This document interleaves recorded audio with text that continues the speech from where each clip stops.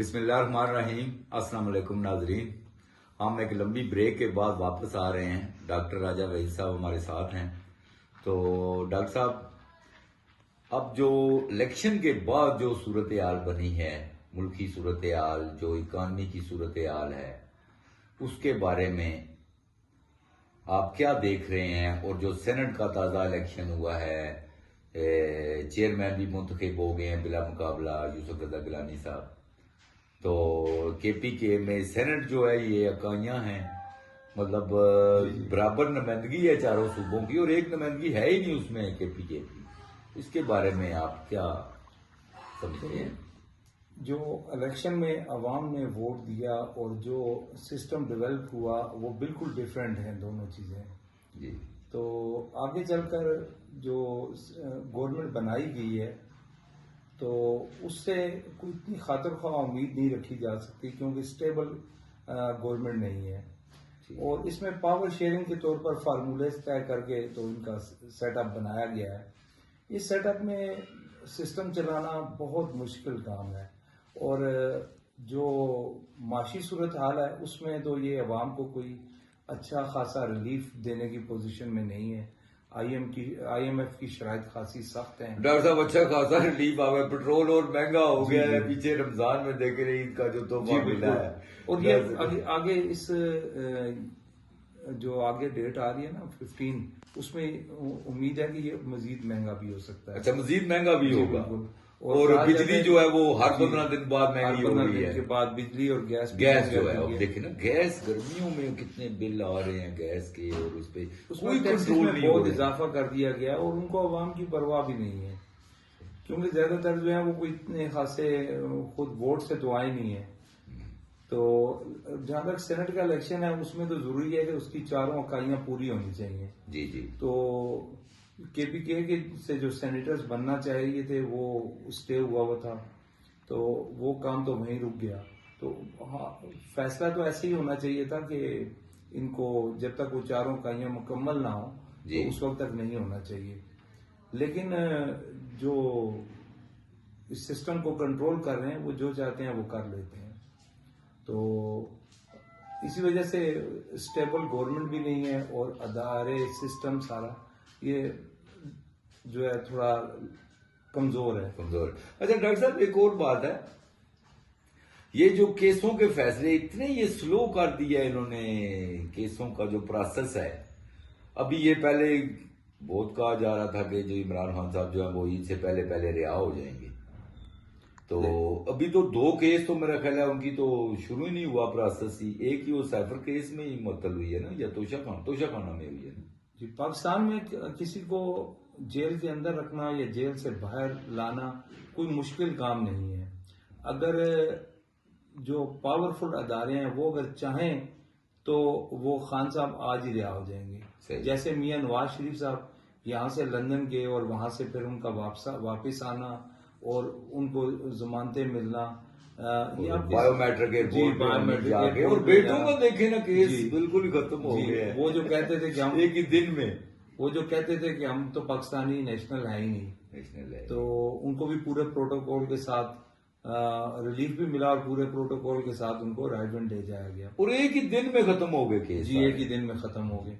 कोई दलाइल नहीं है। आज वकील साहब भी ना बीमार हुए, ना कोई वो लीव पे थे, ना कोई और मसला हुआ है। इधर तो आज वकील साहब नहीं है, कल उनके कुछ सास पोत हो गई है।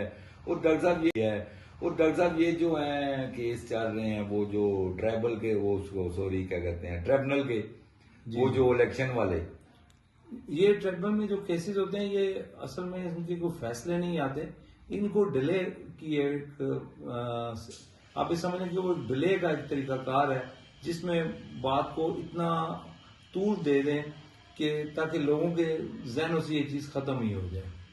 तो वो सिस्टम बनाया ही इसी तरह गया है, कानून और आइन में यही है कि आप ना इसको लेकर चलें आगे और इसको तूल देते जाएं।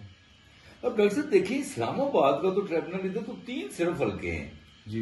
With in 1 week 1 day 1 hour भी फैसला हो सकता है, लेकिन करना चाहे तो, लेकिन होता नहीं है। ठीक है।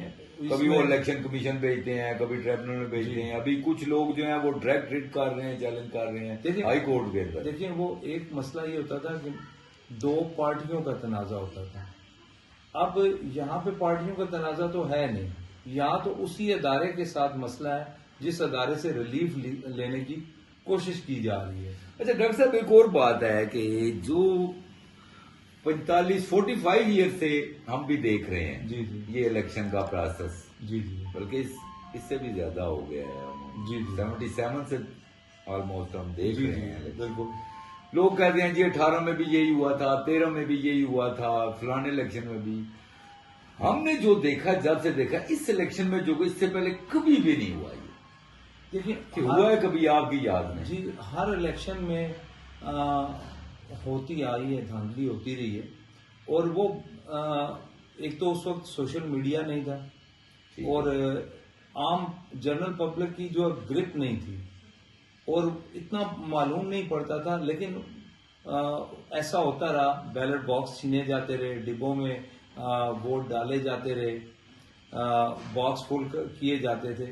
लेकिन इस दफा जो कुछ हुआ है वो इलेक्शन तो फेयर हुआ, ये सारा वोट पोल होने की वोट पोल होने की हद तक बिल्कुल फेयर रहा। मतलब जो पोलिंग स्टेशन था उस हद तक, जी उस हद तक। उसके बाद जो कुछ हुआ सर, असल प्रॉब्लम वहां पे है। ठीक है, अगर एक को 4 बना दिया गया और 3 को 8 बना दिया गया, ठीक है, एक इजाफी लफ्ज साथ लगा है ना जी, सिर्फ ओनली वन साथ लग गया ना। पाकिस्तान के एक हल्के में ऐसा हुआ कि 1 लगाकर 38,000 वोट को 1,38,000 1,38,000 नहीं, ये तो बहुत सारे। अब लोग कहते हैं ना जी कि 18 में ये हुआ था तो इनको इस तरह लाया गया था। अगर डॉक्टर साहब ये 18 में हुआ है ये चीज, तो कोई बंदा 18 में फॉर्म 45 लेके क्यों नहीं आया? नहीं, ये दूसरी पार्टियों के लोग क्यों नहीं लेके आए फॉर्म? अच्छा, उनको जलसों की भी इजाजत थी जी 18 में। शहबाज शरीफ साहब जलसे करते रहे, अगर नवाज शरीफ साहब जेल में थे, शहबाज शरीफ साहब जलसे करते रहे हैं, हमजा करते रहे हैं, हमजा शहबाज साहब जलसे करते रहे हैं, हर जगह जलसे होते रहे हैं उनके। ठीक है, भरपूर उन्होंने कंपेन चलाई है। 2002 में भी कह रहे हैं इतना सख्त लगे नहीं था, उसमें भी भरपूर आजादी थी उनको।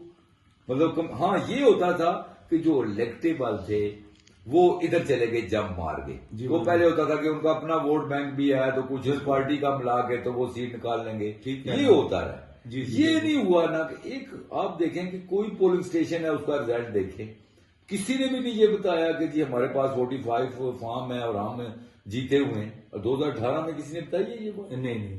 2013 में बताई है? नहीं। 13 में कुछ था, कुछ हल्कों में तो वो 4 हल्के खुले भी थे।